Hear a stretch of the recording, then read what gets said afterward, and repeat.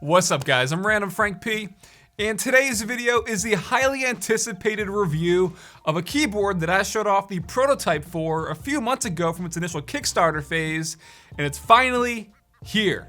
You can all stop asking now. We're gonna be reviewing the Mountain Everest. This is the Max version with the modular add-ons, and that's one of the really cool and great things about this keyboard is the fact that it is modular. It's customizable. It's really unique. So in this review, we'll go through it all, my thoughts and opinions, pros and cons. Did they deliver? Did they follow up from their promises? All that good stuff in case you're interested in picking up the Mountain Everest. So first up, when you get it in, you'll immediately start to get pumped because I have to say, they did a fantastic job with the overall packaging for this Everest Max version. And that's not really something that I often spend too much time on or even mention, the packaging materials during a review, because often it's completely irrelevant or it's just a thin, cheap box. But here, you could really tell all the time they put into this keyboard just right from the jump. You open it up and you'll have the Everest right there waiting for you in its core layout. Underneath that is the included magnetic detachable wrist rest, which is nice and has this soft rubberized touch to it. Then underneath in its own drawer are the other accessories and add-ons that let you obviously, build the keyboard up to your liking. Again, usually I just gloss over packaging in reviews, but it's so apparent that Mountain just put a lot of time, thought, and effort into this to make the experience the best it can be for us consumers. And that does not go unnoticed. Inside the first box, you get the accessories, which contains a keycap and key switch puller, the other escape key, since the stock one on this is that nice metal version, your magnetic add-on feet, and the 5 other cherry switch offerings that you can use to either test out or put into your keyboard since it's hot swappable. So here you can sample some, see what you like more. Underneath that, they have their manual, the startup guide. And then into the goods, the next box contains the media dock, which I know most people were psyched up about, myself included, and rightfully so, because this module has dedicated multimedia keys and that multifunctional dial for changing things like lighting, different profiles, macros, showing the time, your CPU usage and info, and it's color matching as well. Really love this dock. The next box is a detachable numpad for those who just can't live without it. And this as well can go on either side of your keyboard, but the main feature of this are those 4 LCD buttons we see up top, like something from the Elgato Stream Deck. So we have 4 of those integrated here. And then the last box is our cable. It's a 2mm braided USB-C cable, and they also include a USB-C female to male extender inside the box for you. Then from there, the option is yours to completely configure this keyboard however you want to your liking. You can build it all up to its Everest Max version. Maybe just use the media dock if you want to keep it at that smaller, compact layout, or just change up the sides which you have this configured. So maybe you're a lefty, you want it on that side, or you want to free up some space on the right side of your keyboard so you have more room for your mouse on your desktop. You have that option to configure this however you like, and that, ladies and gentlemen, 94% gentlemen, is the beauty of a modular keyboard like this. So for a quick closer look at the modules here, the media dock is greatly improved from the prototype version that I had, thankfully, with a nice tactile scroll and better buttons here. This is, like I said before, just gives you that on-the-fly control of switching profiles, switching between macros, the lighting effects, the brightness, all can be dialed here. You can have just a picture on there, have it be a clock, show your PC info, so on. Then for the numpad, again, the additional keys for those spreadsheets, and those 4 LCD screens can be programmed to do whatever you want. You can switch up the icon as well to whatever you want inside the software, make these things launch games, programs, websites, anything. But even at its core TKL layout, the Everest is legit. All black brushed aluminum finish on this unit looks really nice. It's available in that gunmetal gray like I showed in the prototype as well. And while the milled finish in the middle looks unique, visually I'm not the biggest fan of that. But in terms of build though, for the aluminum top plate, it's really solid, no flex or creakiness. And even when it comes to the attachments and stuff, particularly with the numpad, once you slide it on, there is gonna be, some slight wobble, especially when you pick it up like this. But again, that's natural because it's not built actually onto the keyboard. It's naturally just gonna have a little bit of flex, but you can obviously come to expect that, not too big of a deal. But I will say the actual magnets that they seem to be using here to attach it to either side with those little pins do seem to be improved. They definitely feel a bit stronger. Now before we move on, believe it or not, there's still some physical things that I wanna go over. First is a USB pass-through on the backside. And this really isn't out of the ordinary, it's always a nice inclusion, but what's really awesome and we've yet to see anywhere else is the fact that you don't need that additional USB plug that goes into your PC, which takes up 2 slots. And the USB-C cable here to power the keyboard is removable. Take that, SteelSeries. Take that, Razer. Take that, Corsair. This means if you want to use your own custom coiled USB-C cable that you may already have, you can, and it will still power the modules, plus still power the USB pass-through, all just with the one USB.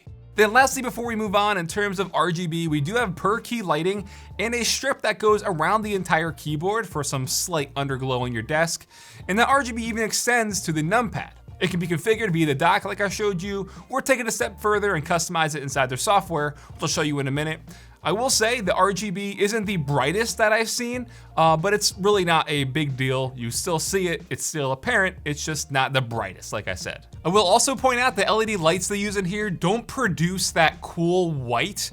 It definitely has that slight pinkish tint to it, as you can see, but this is a pretty common problem with a lot of LED lights in the keyboards like this, but I did want to point it out. And then underneath the set of ABS keycaps, by the way, they do have a PBT set available at checkout for just $30 more. We have cherry red switches in this unit that can be swapped out to your liking. And just having that hot swap capability on a keyboard like this with as many features as it already has is just huge. Included is that puller like I showed you. Just squeeze the top and bottom clips on the switch and just lift up. It's that easy. Then for a closer look at the PCB, you can see it is a 3-pin hot swap here. So if your switches have 5 pins, those 2 extra plastic feet on the bottom, you can easily clip those with some wire cutters and it'll fit in here just fine. And then an issue that often plagues keyboards is annoying and loud stabilizers, but Mountain actually clipped and lubed every single unit manually. So when they got them in, they clipped them, they lubed the stabilizers, so now we're gonna have a much better sounding and feeling stabilizer result, which is just awesome. I just have to say, it's really refreshing to see a keyboard like this seemingly come out of nowhere with this company from Mountain and give us all these great features and capabilities with the modular add-ons, hot swap PCB, still the RGB lighting, USB-C, USB pass-through, and then factory lube switches as it is. Just really great. So we'll do a sound test now with these cherry red switches in this unit. Again, I didn't swap them out with other switches because, you know, this is just what I got stock, so it would make sense to you if you also get the cherry reds with their factory lube stabilizers.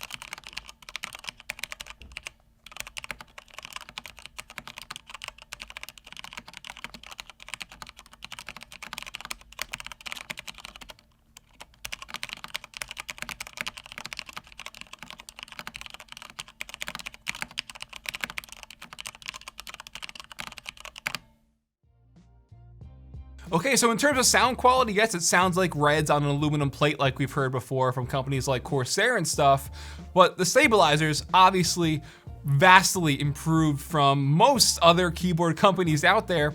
But the thing that I noticed right away was it wasn't even so much the improved sound, but the stabilizers felt a lot more, it's gonna sound stupid, but stable. They felt more just solid, very minimal rattle to it, like physically to the touch. Just very impressed here. So then when it came to my time, putting it to the test and really just, gaming with it, seeing how it felt. And while I'm more familiar and kind of used to the Cherry Speed switches and then the Corsair OpX linear switches, going back to reds really didn't bother me too much. But again, they also do offer the Silver Speed switches, so you could have that option at checkout. But yeah, everything's been great. Again, I didn't really necessarily use the numpad as much because I don't really use a numpad as it is when I'm gaming or editing, but that media dock definitely comes in clutch just for, whatever you want to use it for, whether it is switching up the lighting, having it as a clock, whatever you want. It's very cool they have that here. Built-in media keys is always a necessity, I think. But I will say for the numpad, having those 4 LCD buttons is gonna be a huge advantage no matter what you're doing. Even just having it launch certain, programs or apps that you frequently use is really cool because it's done at the press of a button. You visually see it there on the screen. It's a really great integration that I've been asking for from other companies for years now, and Everest is the first to deliver. And then into the more boring aspect of reviews, I know it's the software, but here obviously it's gonna be important to when it comes configuring some of those certain keys and the LCD buttons and stuff. And for a company that just launched this is pretty impressive. It's laid out very nicely. You have your profiles tab, your lighting tab, which you can go through and cycle between the effects, change up the speed, the animation, direction and stuff. The custom effect is where you can go in and change up each of the lighting zones around the keyboard, set it to a certain color and stuff like that if you wanna really customize it. Key bindings is where you can go in and really start to configure what each of the keys do. You can change it up. This is where you can also go in and change what the actual LCD buttons do. So here's where you can sort of change it to that function as well as changing up the image that's gonna be displayed on those LCD keys. So all done here through key bindings. Macros is gonna be obviously for creating those macros. Then you have the display dial tab. You can turn the different menus on and off if you don't want to use all of them or have them on there. Do things like have it set to a screensaver so you could change, whatever that little logo is. You can put your own logo there or just a certain image on that. That'll show up after like 30 seconds or so. You can also change the color of the actual dial. So it's stock yellow, but you can make it blue or do whatever you want. Even change the clock from analog to digital. Then the last settings tab is gonna be for checking for updates, as well as changing your actual keyboard layout and disabling some of the keys for like Windows key and stuff like that. But altogether, very good. My only real complaint about the software is that the actual lighting effects in real time are kind of slowish and laggy, but honestly, it's not a big deal because you still understand what the effect is. So starting to wrap this up, I do want to say first that there are 3 different ways you can buy this. First is the Everest Bare Bones, which is you get the keyboard but without key switches and key caps. So if you already have your own, you don't need to pay extra if you're just going to swap them out. Then there's the Everest Core, which is the actual keyboard with switches and caps, but none of the other modules for $150.